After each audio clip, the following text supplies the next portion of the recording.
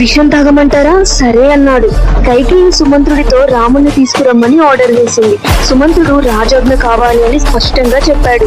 అప్పుడు దశరథుడు బాధతో కన్నీళ్లు పెట్టుకుంటూ రాముని చూడాలని ఉంది, వెంటనే తీసుకురా అని అన్నాడు. రాజాజ్ఞ రాగానే సుమంత్రుడు వెళ్లి రాముని తీసుకొచ్చాడు. రాముడు వచ్చి దశరథుడికి కైకేయికి పాదాభివందనం చేశాడు. తండ్రి మాట్లాడడం లేదు, కళ్ళల్లో నీళ్లు మాత్రమే ఉన్నాయి. రాముడు ఏమైంది అని కైకేయిని అడిగాడు. కైకేయి అంది, గతంలో నీ తండ్రి నాకు 2 వరాలు ఇచ్చాడు, వాటిని నువ్వు పాటిస్తానని ప్రమాణం చేస్తే చెప్తాను అని సూటిగా చెప్పింది. రాముడు ఒక్క క్షణం కూడా ఆలోచించలేదు.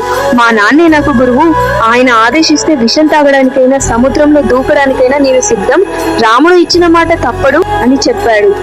దీన్ని బట్టి మనం ఏం నేర్చుకోవచ్చు? ఇదే పితృభక్తి అంటే. తండ్రి మాట కోసం ప్రాణాన్ని కూడా లెక్క చేయని ధర్మం రాముడిదే. ఇంతకీ కైకేయి ఏం చెప్తుంది? అది విన్నాక రాముడు ఏం డెసిషన్ తీసుకుంటాడు? మీకు తెలిస్తే కమెంట్ చేయండి. నెక్స్ట్ ఎపిసోడ్ మిస్ అవ్వద్దు అంటే ఫాలో కొట్టండి.